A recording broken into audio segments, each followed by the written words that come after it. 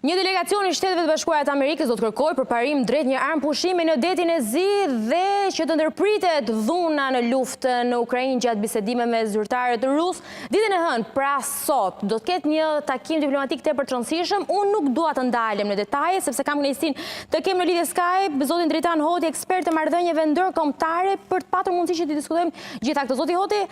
faleminderit për kohën. Faleminderit për ftesën. Ta nisim pak me këtë takim tepër të rëndësishëm, i komentuar që më përpara që do të ketë një takim mes Amerikës dhe Rusisë në Arabinë Saudite sa i takon çështjes së Ukrainës. Çfarë prisni nga ky takim? Këto janë disa hallkat e një procesi që është iniciuar me synim arritjen gradualisht në një paqe, po një paqe të qëndrueshme për zgjidhjen e krizës më madhore që ka njohur bota pas luftës tot, ndoshta edhe ndër krizat më madhore dhe pas luftës dytë botërore, nëmjet Rusisë dhe Ukrainës pas sulmi pa justifikuar i Rusisë në Ukrainë. Takimet bëhen në një vend neutral, i cili, domethënë simbolike, i cili të çdo me thënë se pasi Arabia, Riyadh ish kryeqyteti i një vendi mysliman, i cili nuk është i përfshirë, pra nuk bën pjesë në atë brenda perimetrit të vendeve që preken ose mund të impaktohen nga kjo krizë. Rusia përfaqësohet këtë herë nga dy emisar të diplomacisë, pra njëri ishi shërbime sekrete Sergej Beseda, që është një eminencë gri e FSB-s ruse, dhe Grigori Karashin, që është edhe diplomati që ka negociuar marrëveshjet e Minskut 2014-15, diçka e tillë 10 vite përpara, ndërsa delegacioni amerikan është konstant pasi janë njerëz që merren me sigurinë kombëtare dhe politikën, domethënë dhe çështjen Rusi-Ukrainë, po flitet për një paqe në detin e Zi që do jetë edhe një paqe, domethënë deri diku larg territoreve ku po zhvillohet konflikti, ajo lufta masive, por do të ketë edhe një konotacion tregtar pasi mendohet, projektohet që të lejohet qarkullimi i anijeve, por nëse lejohet qarkullimi i anijeve do thotë që do ketë edhe një lloj frymarrje tregtare, por në instancat, në momentet që po flasim, duket se Rusia, të mandatuarit e Vladimir Putinit, i qëndrojnë kërkesave maksimaliste të saj që janë njoja e 4 territoreve të anaksuara që prej vitit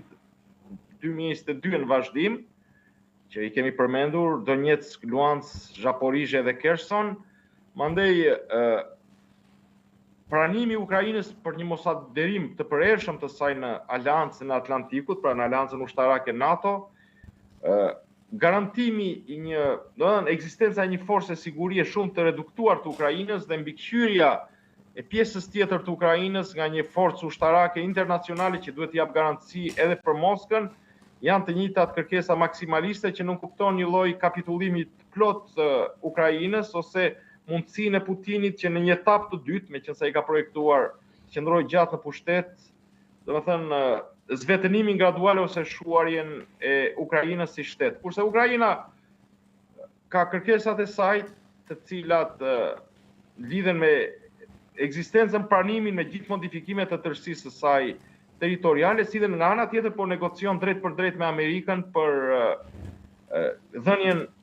garancinë amerikane në lidhje me ato që quhen plant, fushat bërthamore, pra jo fushat energjetike ose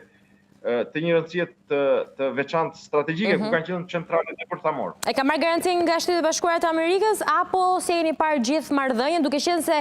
nëse mund të bëjmë kronologjikisht, po bëj shkurtimisht një lloj përmbledhje pas takimit që ka patur me Zelenskin, ka patur shumë kritika në rrjet se si qëndron edhe Shtetet e Bashkuara të Amerikës në këtë marrëdhënie, por ndërkaq që kohët e fundit po interpretohet në rrafshin pozitiv, sepse ky lloj qëndrimi i Trump është një reagim që vjen për ta mbajtur në kontroll situatën me të dy liderët, pra dhe me Putin edhe me Zelenskin, ndërkaq është një lloj forme presioni për të zgjuar Evropën dhe për të marrë përgjegjësitë e saj në arenën ndërkombëtare si policë ndërkombëtare. Po, e para njëherë, Amerika nuk mund pranoj tërësinë e kërkesave maksimaliste të Kremlinit, pasi do të ishte pranime automatik edhe një disfate amerikane, cila ka qenë deri tani në avantgard, shteti i më shumë i përfshirë në krizën Rusi-Ukrainë, E dyta do të kishte një impakt psikologjik se Rusia do të dilte maksimalisht fituese dhe do të rikonturojë si një pol pa bota ruse që e quajnë ata, do të reklamojë. E dyta do të krijonte atë që quhet inkurajimin psikologjik që ne e arritëm nëpërmjet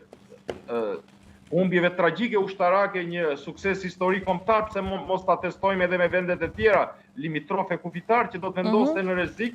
do të përbënte një rrezik ekzistencial për sigurinë e Evropë. Trumpi kërkon një siç thoshte një i vetë prezantuar Vladislav Surkov si një eminencë gri e Putinit ose njeriu që ka krijuar putinizmin. Trumpi nuk ka miq, po kërkon vetëm nëpërmjet një lloj pragmatizmi të triumfoj. Kërkon një marrëveshje paqe që të ruajë disa konture, të ketë qesione, pra lëshime reciproke nga dyja palët, por që mos dali humbur edhe dinjiteti i Shtetet Bashkuara, si dhe të ketë dhe përfitime, përtej përfitimeve që ka fituar Amerika në terma gjeostrategjike dhe ushtarake në Evropën veriore, po të ketë dhe përfitime strategjike dhe ekonomike në territorin e Ukrainës. Pra, pikpamja e Trumpit dhe njerëzve të tij nuk është se shkon, domethënë, njësohet me kërkesat maksimaliste të Putinit dhe të njerëzve të tij, dhe kjo e bën edhe procesin e paqes,